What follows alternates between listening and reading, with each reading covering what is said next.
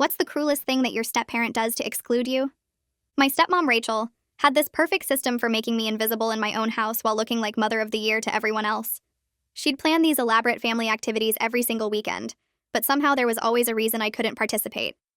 Oh, we only have 4 tickets to the water park and your dad's cousin is visiting. Maybe next time, sweetie. Or she'd sign up her bio kids, Tyler and Madison, for activities that conveniently conflicted with anything I was involved in. Your soccer game is the same day as Tyler's piano recital, and we really need to support him as a family. You understand, right? The worst part was how she'd document everything on Facebook, making it look like we were this perfect blended family. She'd post photos from their outings with captions like, "Blessed to spend quality time with all my kids," but I was never in any of them because I was always at home or at practice or studying for the test she insisted I needed to focus on. When relatives asked where I was, she'd say things like, "Oh, Jamie preferred to stay home and read," or "Jamie had other plans with friends," making it sound like I was choosing to exclude myself. She got really creative with holidays, too. Every Christmas, she'd have matching pajamas for everyone, but mine would mysteriously get lost in shipping. She'd act so disappointed and promise to reorder them, but they'd never arrive in time. For family photos, she'd position me slightly behind everyone or on the edge where I could easily be cropped out later. When planning vacations, she'd always pick dates that conflicted with my school events, then act shocked when she realized. "Oh no, that's the same week as your science fair. Well, you worked so hard on that project, we can't pull you out of school. Grandma can stay with you." My dad was completely oblivious because Rachel was so good at making everything seem accidental, or like she was being considerate of my schedule. She'd even buy me expensive guilt gifts afterward and make a big show of it. "I felt so bad you missed the trip, so I got you this new laptop for school." Everyone thought she was so thoughtful and generous. She turned my own extended family against me without them realizing it. At family gatherings, she'd volunteer me for dish duty or babysitting the younger cousins while everyone else played games or watched movies together. Jamie is so responsible and mature. She actually offered to help. Meanwhile, I never offered anything but learned that arguing made me look difficult and ungrateful. This went on for 4 years from when I was 13 to 17. Rachel had successfully made me a ghost in my own family, while maintaining this image of the devoted stepmother who tried so hard to include her difficult stepchild. The breaking point came during my senior year. I'd been accepted early decision to my dream college with a partial scholarship. It was this huge achievement that I'd worked for years to accomplish. The acceptance letter came in December, and I was beyond excited to share the news at Christmas dinner with the whole extended family there. Rachel knew about it because the letter came to the house, but she acted thrilled and said we'd make a big announcement at dinner to celebrate properly. Christmas Day arrived, and we had about 20 relatives over. Rachel had decorated everything perfectly and made this elaborate dinner. Right before we sat down to eat, she stood up with her champagne glass to make an announcement. She started talking about how proud she was of her family and all their accomplishments this year. She mentioned Tyler making the honor roll and Madison winning her dance competition. Then she paused dramatically and said, "But the biggest news is that Tyler just found out he's been selected for the state youth orchestra." Everyone erupted in congratulations for Tyler. I sat there waiting for her to mention my college acceptance, but she just raised her glass for a toast to Tyler and sat down. I was completely stunned. My Aunt Linda asked if anyone else had news to share, and Rachel actually said, "Oh yes, Jamie got into college too," and then immediately changed the subject to ask about dessert preferences. That's when something in me snapped. I stood up and said, "Actually, I'd like to share something important." The room went quiet and Rachel's face tightened, but she couldn't stop me without looking weird. I pulled out my phone and started reading the acceptance letter out loud. The one that came 2 weeks ago, that Rachel has known about this entire time. I made sure to emphasize the partial scholarship and the early decision acceptance rate of only 8%. Then I said, "You know what's funny? Rachel told me we'd celebrate this properly at dinner, but I guess Tyler's news, which she's known about for months, was more important to announce." Actually, that's been the pattern for 4 years now, hasn't it, Rachel? The room went completely silent. Aunt Linda set down her wine glass and her voice cut through the quiet. She said she always wondered why I was never in the family photos Rachel posted on Facebook. She said it seemed weird, but Rachel always had an explanation that made sense at the time. My uncle started nodding and said yeah. Now that he thought about it, I was missing from basically everything for the past 4 years. Another aunt chimed in about the beach trip last summer where Rachel said I had to study for the SATs. Then my cousin from Dad's side mentioned the ski weekend where I supposedly had the flu. One by one, relatives started listing times I wasn't there, and Rachel's excuses for each one. Rachel's face went from red to white in about 10 seconds. She gripped the edge of the table and I could see her knuckles turning pale. Her carefully built story was falling apart in front of everyone and she couldn't stop it. Aubrey leaned forward and looked right at me. She said she thought I was being a bratty teenager who didn't want to spend time with the family. She said she actually complained to her mom about me being stuck up and antisocial. But now she was seeing that every single time I was absent, Rachel had given some reason that made it sound like my choice or my schedule or my preference. Aubrey's mom jumped in and said she remembered Rachel always positioning me for dish duty at gatherings while saying I had offered to help. My uncle said he thought it was strange that I was always babysitting the little kids instead of hanging out with everyone else. Another relative mentioned the matching Christmas pajamas and how mine were always missing or wrong size or lost in shipping. The connections were happening fast now. People were remembering things they'd brushed off as coincidence or bad luck. Rachel's system only worked when people looked at each incident alone. Put them all together, and the pattern was obvious. Rachel's voice came out shaky when she finally spoke. She said I was being dramatic and taking things out of context. She said blended families are hard and sometimes there are scheduling conflicts. She said she tried her best to include me, but I was difficult and standoffish. Her words sounded hollow even to her because she couldn't look at anyone while she said them. She kept staring at her plate and her hands were shaking. Dad sat there like someone had hit him with a brick. His face went through about 5 different emotions in 30 seconds. Confusion, then denial, then recognition, then horror. He looked at Rachel like he was seeing a stranger. Then he looked at me, and I could see him trying to remember the past 4 years through this new lens. He opened his mouth twice, but nothing came out. The man who always had an explanation for everything suddenly had no words. Tyler pushed his chair back, and the scraping sound made everyone jump. His voice was quiet, but everyone heard him. He said he remembered Mom buying my Christmas pajamas back in October. He said he saw them in her closet with the tags still on them. He said she told him they didn't fit right and she was going to return them, but they never made it under the tree. Madison stared at her plate so hard I thought she might burn a hole through it. She wouldn't look up and her shoulders were hunched like she was trying to disappear. Tyler kept going. He said there were other times too. Times when plans changed at the last minute and I ended up staying home. Times when Mom said I had other things to do, but he never actually heard me say that.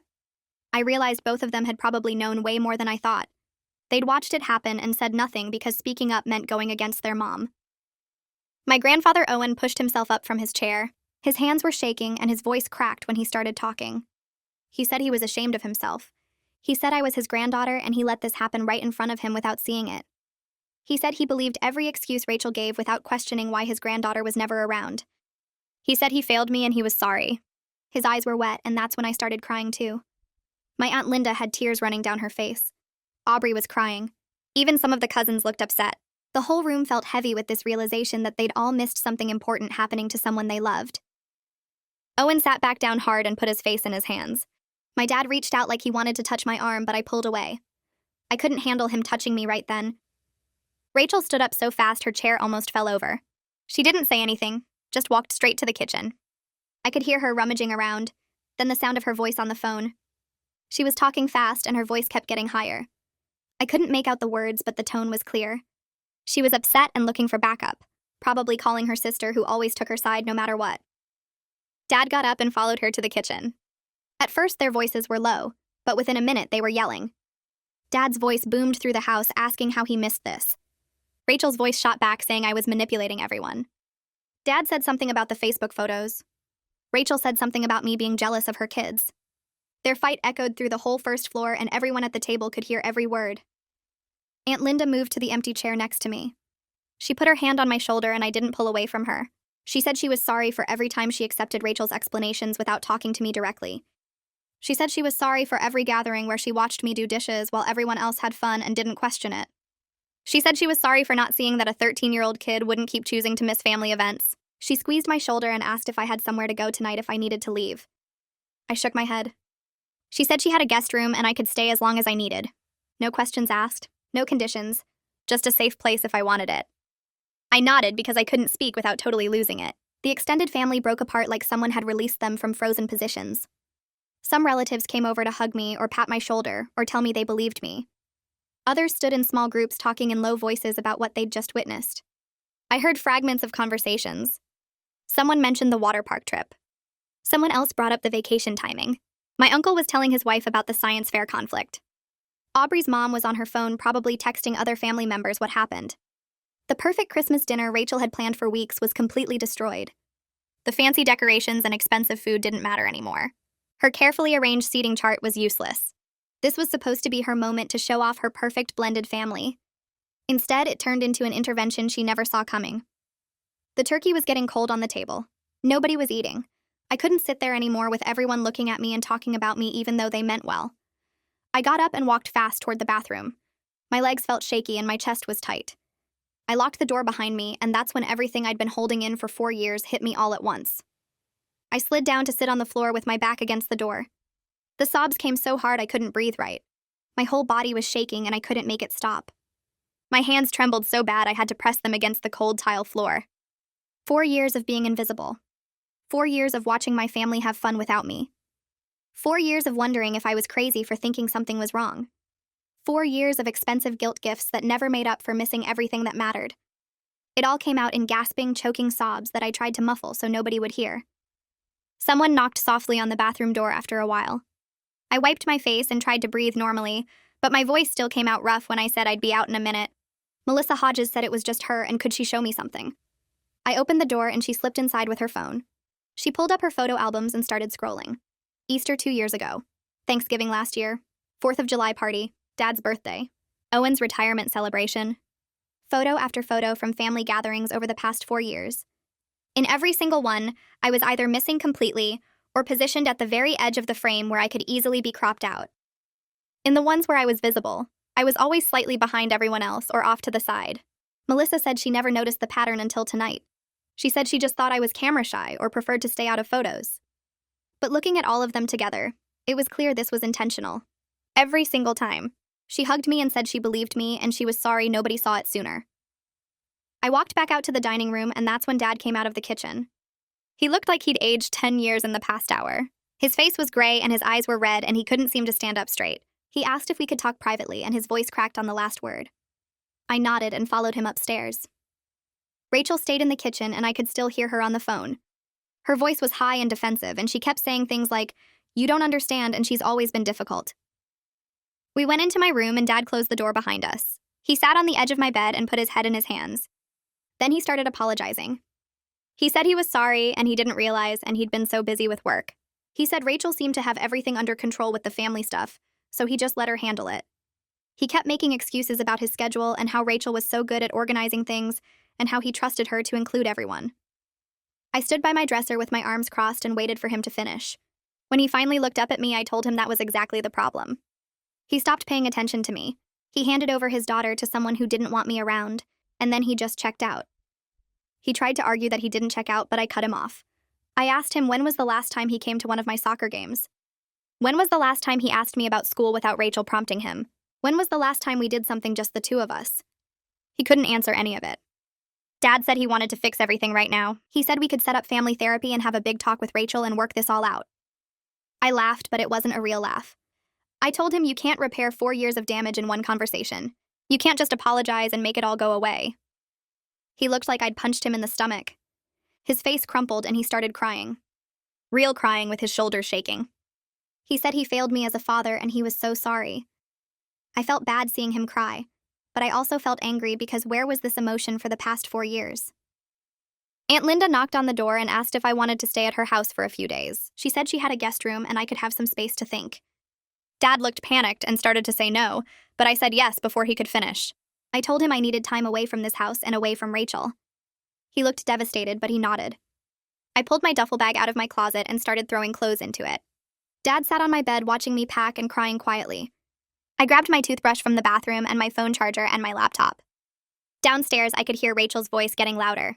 She was yelling now about how I ruined Christmas and how ungrateful I was after everything she'd done for me. She was telling whoever was on the phone that she tried so hard with me, but I never appreciated anything. I heard her say that the expensive gifts and the nice room and the private school were all wasted on me. Dad heard it too, and his face went even more pale. I zipped up my bag and told him I'd call him in a few days. He asked if he could hug me, and I let him, but I didn't hug back.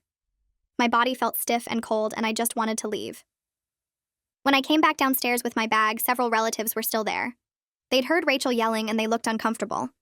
Aunt Linda was waiting by the front door with her coat on. My uncle came over and hugged me tight. He said he was sorry he didn't see what was happening, and he promised to stay in touch directly, instead of going through Rachel. A few other relatives hugged me too and said similar things.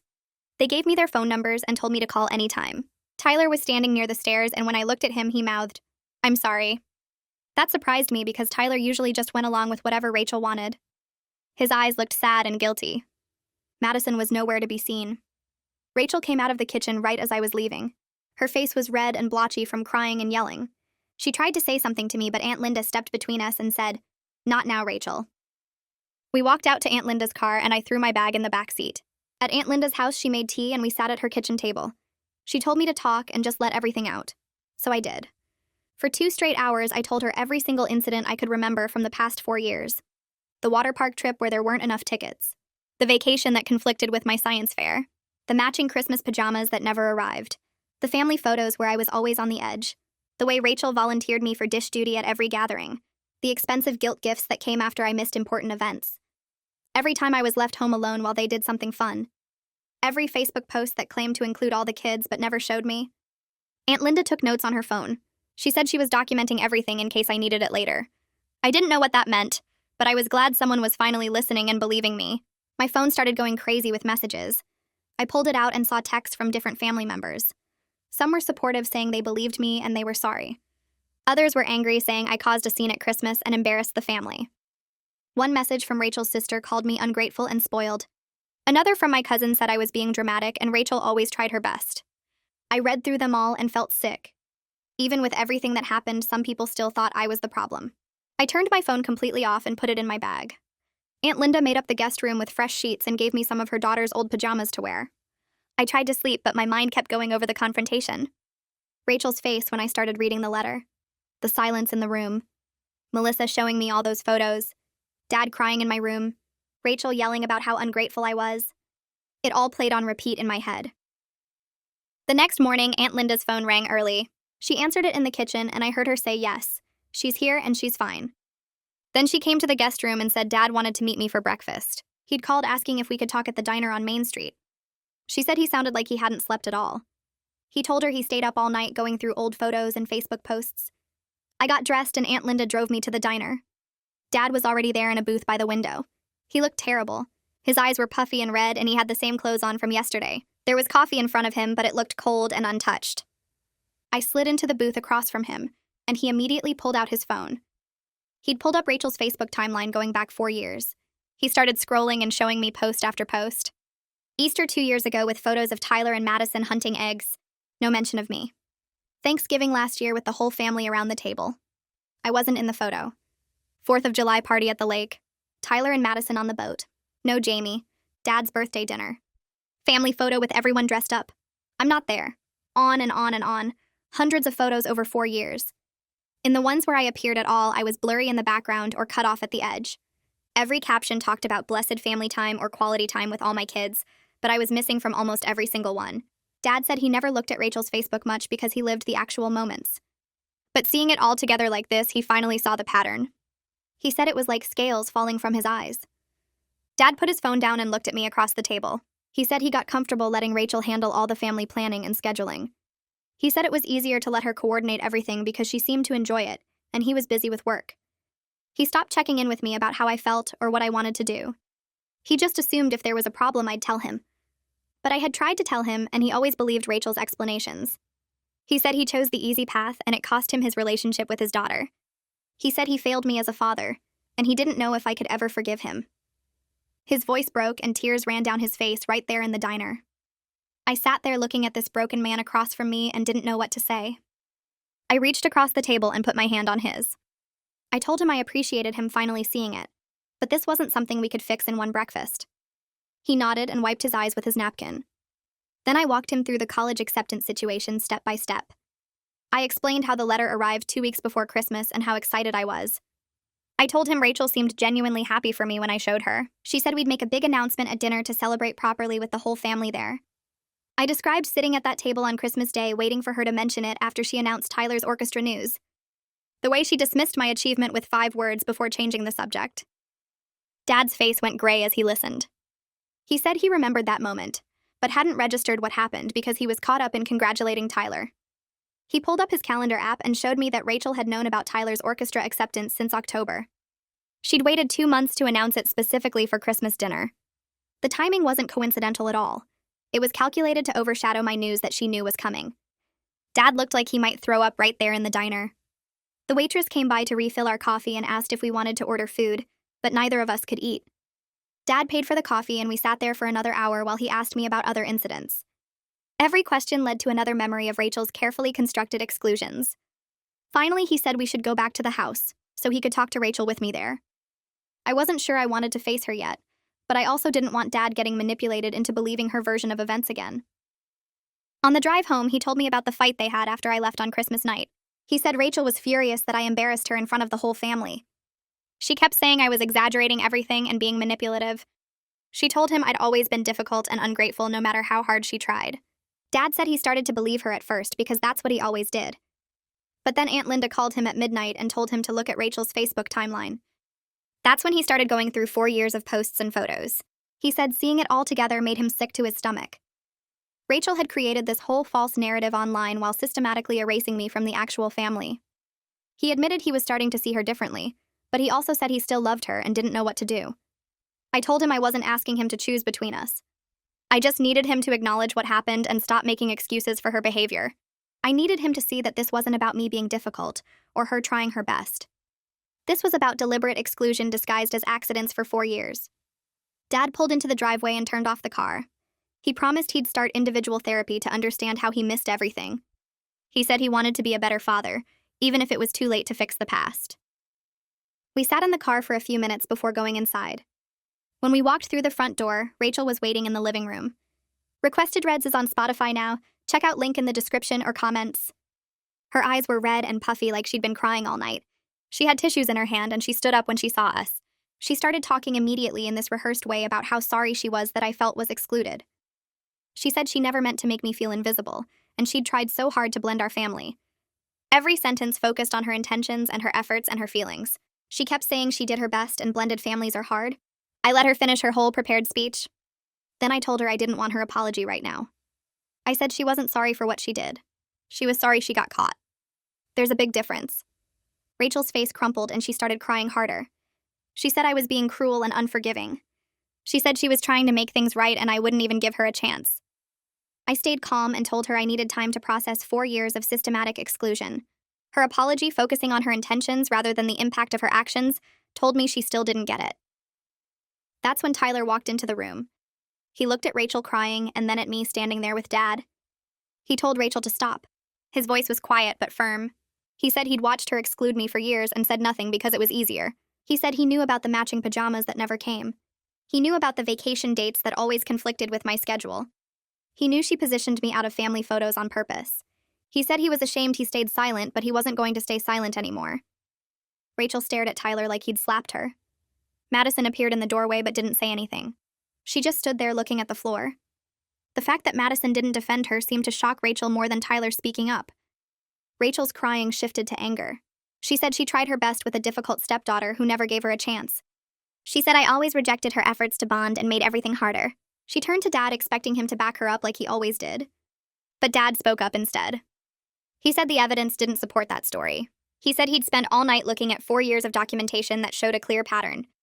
He said Rachel's Facebook posts alone proved she was creating a narrative that didn't match reality. Rachel opened her mouth to argue, but nothing came out.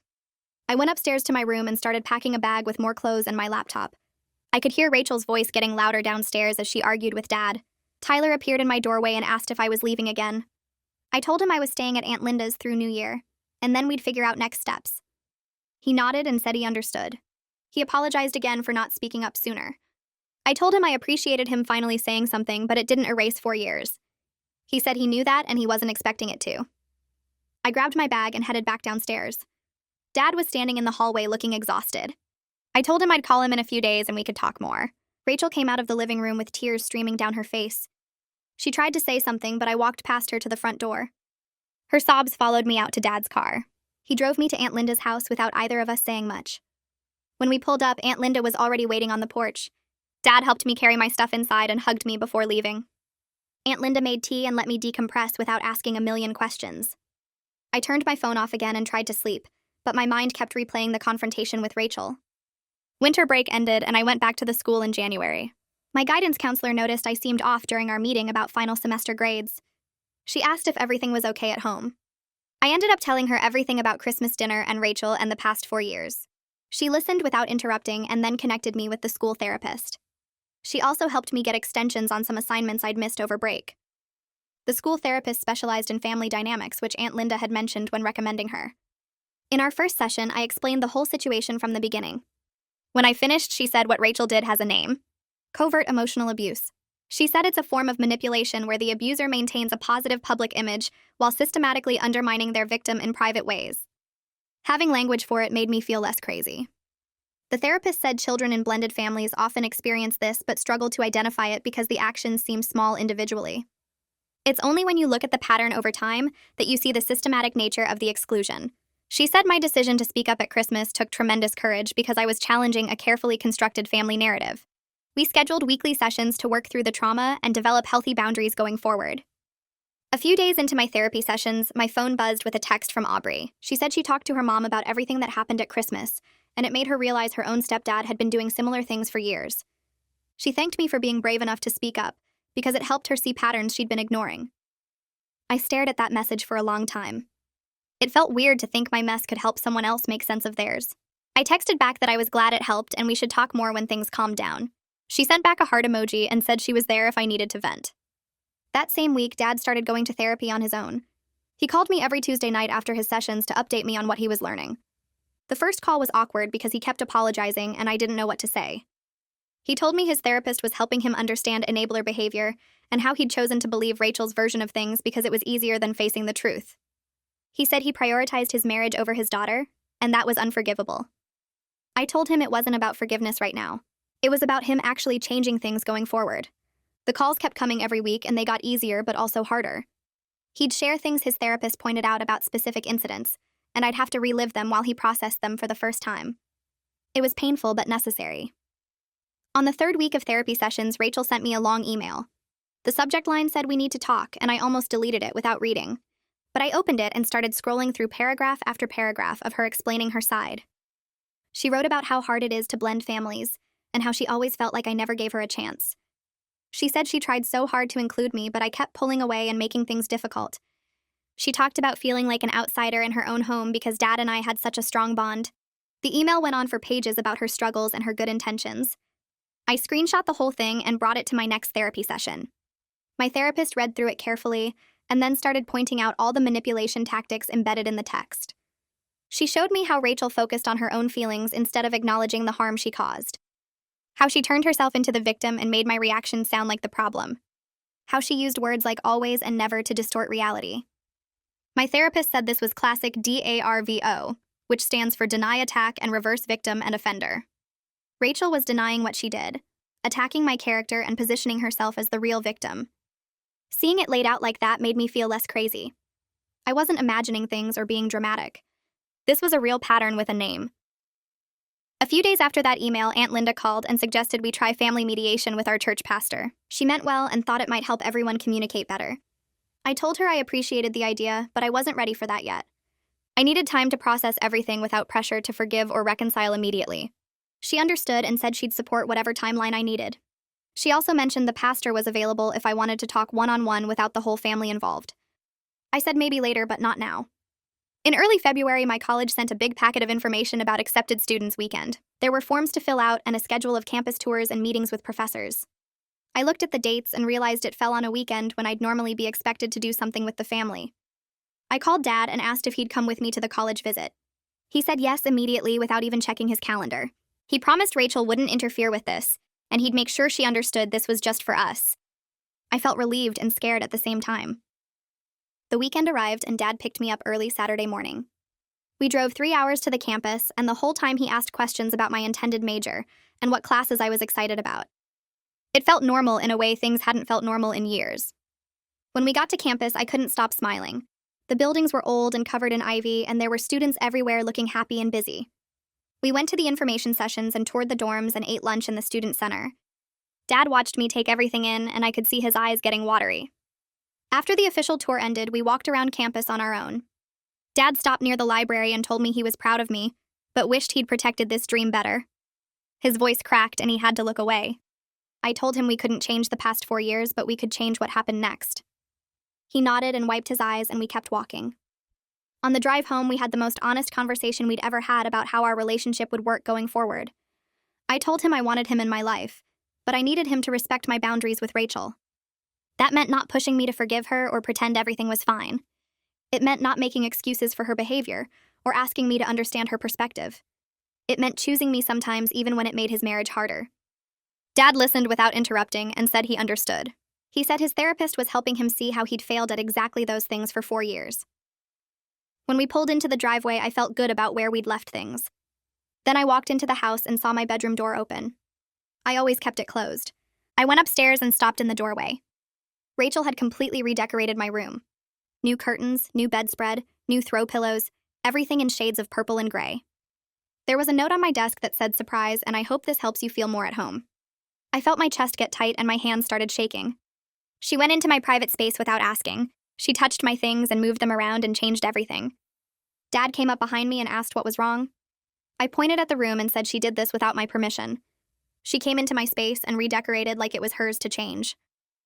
Dad looked confused at first, like he didn't understand why I was upset. Then something clicked and his face changed. He said, "Oh." He finally got it. He finally understood why I felt so violated by her constant boundary crossing.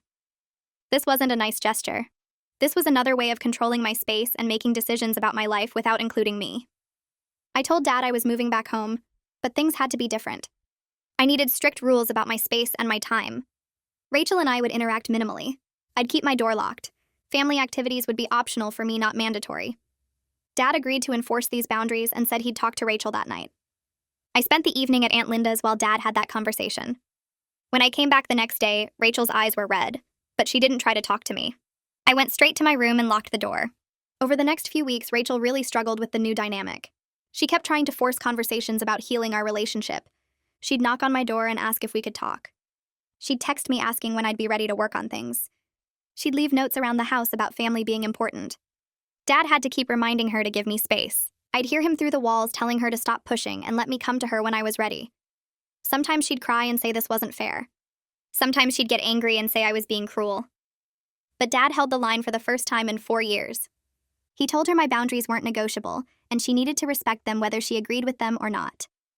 A few weeks later, Tyler came home waving an acceptance letter for the state orchestra's summer intensive program.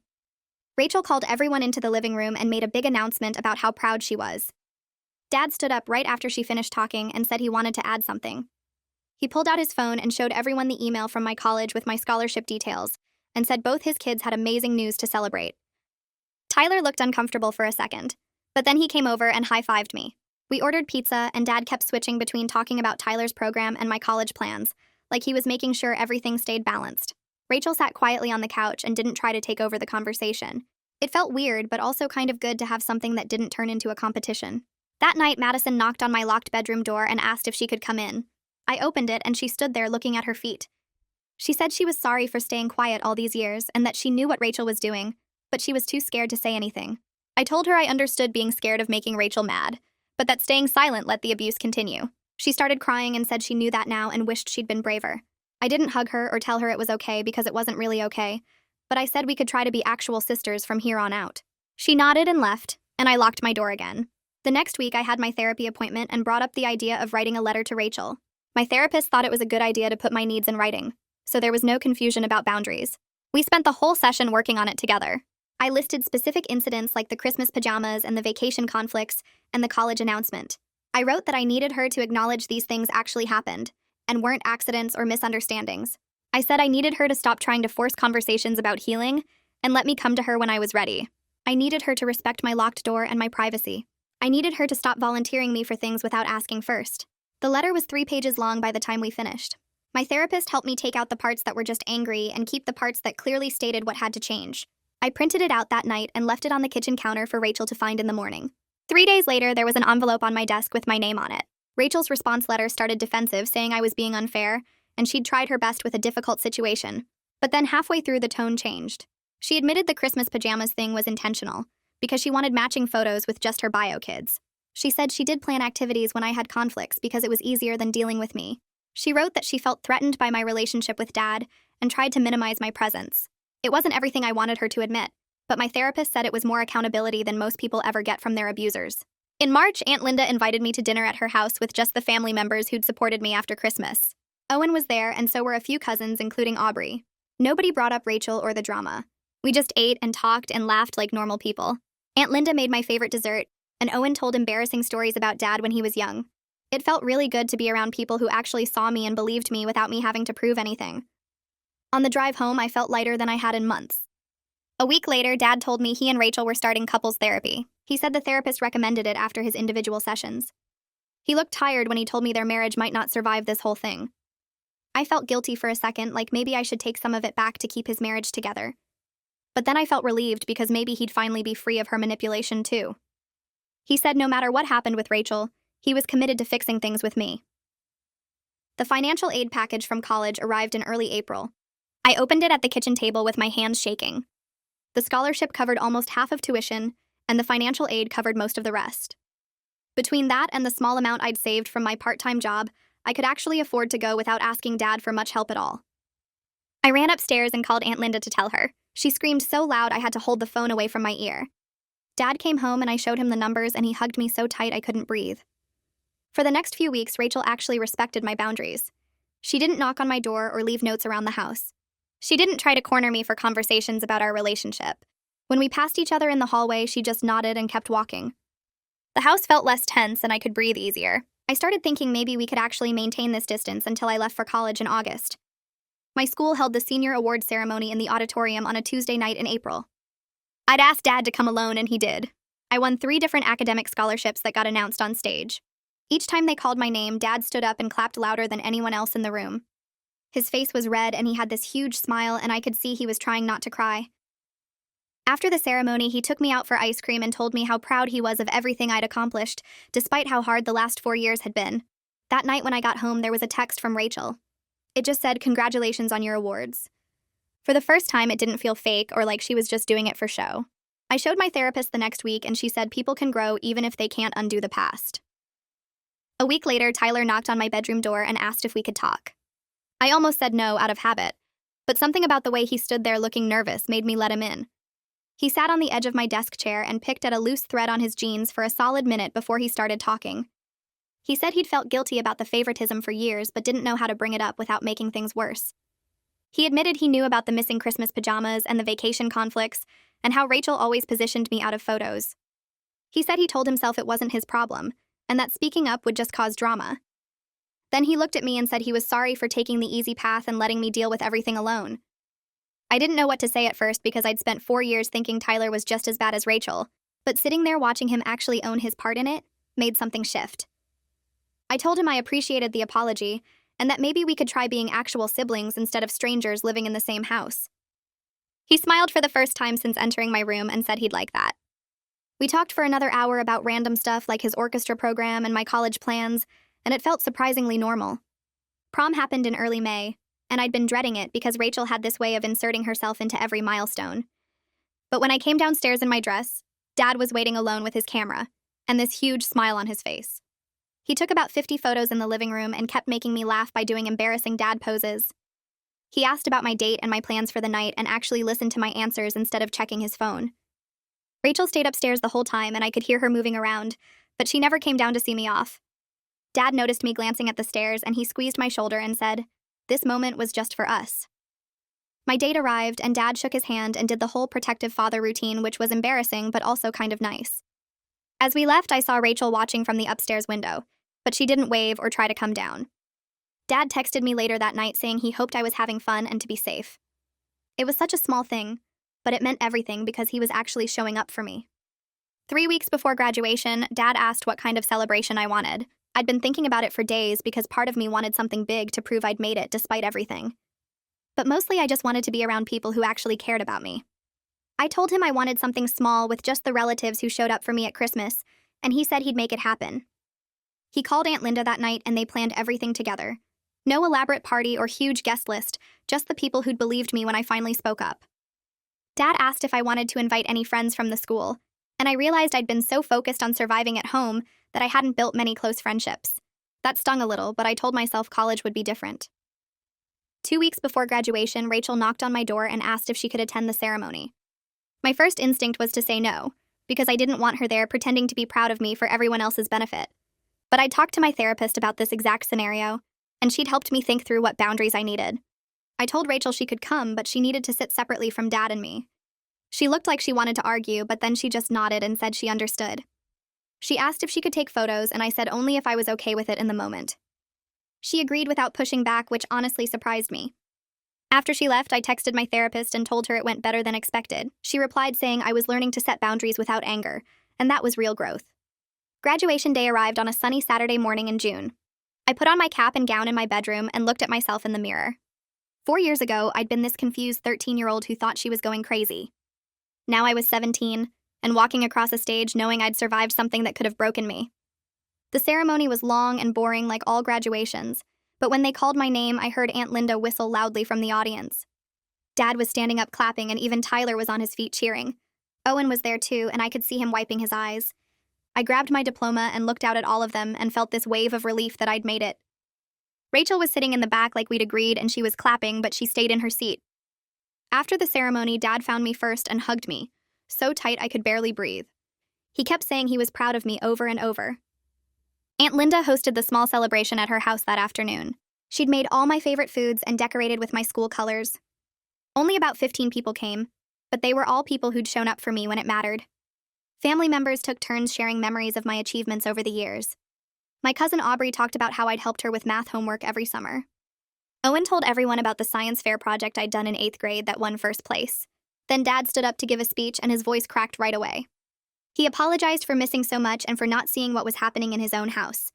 He promised to do better and to actually be present in my life instead of just going through the motions. He said watching me succeed despite everything made him realize how strong I was, but that I shouldn't have had to be that strong. Everyone was crying by the end, including me. Rachel didn't come to the celebration, which was her choice. Aunt Linda had invited her to be polite, but Rachel sent a text saying she thought it was best if she stayed home. At first I felt guilty, like maybe I should have pushed harder for her to be included. But then I realized this was actually healthy. Not everything has to include everyone, and sometimes separation is what people need. My therapist had said that boundaries aren't about punishment, they're about protecting yourself.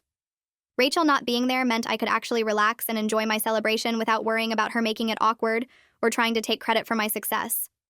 I was okay with her absence, and that felt like progress. The next week, Dad asked if I wanted to go shopping for college supplies.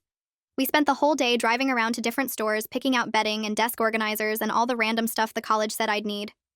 Dad asked questions about my classes and my roommate and actually listened to my answers. He wanted to know what I was most excited about and what scared me. We stopped for lunch and talked about how often I'd come home to visit.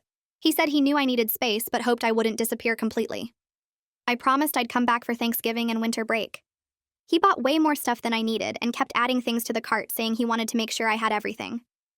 By the end of the day, the car was packed full and my feet hurt from walking, but it felt really good to spend time with him without Rachel hovering or making everything about Tyler and Madison. In July, Rachel texted asking if we could have coffee and talk before I left for college. I stared at the message for 10 minutes trying to decide how to respond. Part of me wanted to ignore it, but my therapist had been working with me on not avoiding difficult conversations. I agreed to meet at a coffee shop downtown with a set time limit of 1 hour. I told Rachel we'd meet at 2, and I had another commitment at 3, so we couldn't go over. She responded right away saying that worked for her. The day of the meeting, I was so nervous I almost canceled 3 times. But I showed up at the coffee shop and Rachel was already there waiting. She'd ordered her drink but hadn't gotten me anything, which I actually appreciated because it meant she wasn't trying to do some big gesture. We sat down and she thanked me for agreeing to meet. Rachel started talking, and for once she didn't make excuses or try to rewrite history. She admitted she'd felt threatened by my relationship with Dad from the beginning. She said watching him with me made her worry she'd never be as important to him as I was. So she tried to minimize my presence in the family to secure her own place. She said it started small with little scheduling conflicts, but then it became this whole pattern she couldn't stop. She admitted the Christmas dinner thing with my college acceptance was calculated and cruel. She said she'd been in therapy for months trying to understand why she did it, and that feeling threatened didn't excuse any of it. It was the most honest she'd ever been with me, and I didn't know how to process it. I told her I appreciated her honesty, but that trust would take years to rebuild if it ever did. She cried, but she accepted it. We agreed to try occasional supervised contact after I was at college, but no promises about more than that. When I left the coffee shop, I felt exhausted, but also lighter somehow, like maybe we could eventually find some kind of peace, even if we'd never be close. I looked at Rachel across the table and took a deep breath before speaking. I told her I appreciated her being honest for once, but that trust would take years to rebuild if it ever did. She started crying and I handed her a napkin from the dispenser. She nodded and said she understood. We agreed to try occasional supervised contact after I got to college, but no promises about anything more than that. I paid for my coffee and left while she was still sitting there wiping her eyes. 2 weeks later, Dad called and asked if we could meet for lunch. He looked tired when I got to the restaurant, and he told me he and Rachel decided to separate for a while. He said he needed to focus on fixing things with me without the marriage getting in the way of that. I felt relieved but also kind of sad for him because I knew this was hard. He promised he'd come visit me at college once a month and we'd keep working on our relationship. August came faster than I expected. Moving day arrived and I woke up at 6 in the morning with my stomach doing flips. Dad showed up at 8 with the truck and Tyler came with him. Aunt Linda pulled up right after with Owen in her passenger seat. We all started carrying boxes and bags down the stairs. Tyler grabbed my mini fridge and almost dropped it on the landing. Owen kept making jokes about how much stuff college students needed these days. The drive to campus took 2 hours, and we listened to my playlist the whole way. When we got there, the parking lot was packed with other families unloading cars. Dad found a spot near my building, and we formed a chain to move everything inside. My room was on the 3rd floor, and there was no elevator. By the time we finished carrying everything up, we were all sweating and exhausted. Aunt Linda helped me make my bed while Dad assembled my desk lamp. Tyler and Owen went to get lunch for everyone.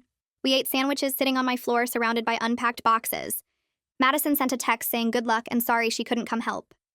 After lunch, they started getting ready to leave. Aunt Linda hugged me for a long time and told me to call her whenever I needed anything. Owen slipped me $40 and said to buy myself something fun. Tyler gave me an awkward side hug and said he'd text me. Dad was the last one and he held me tight and told me how proud he was. I walked them all down to the parking lot and watched them climb into their vehicles. They drove away slowly, and I stood there on the sidewalk in front of my new building. I felt scared and hopeful at the same time. I survived 4 years of being invisible, and now I got to find out who I was when people actually saw me. That's where we'll stop for today. I'm really glad you were here because it makes telling these stories mean something. I hope this one brought a little comfort to your day.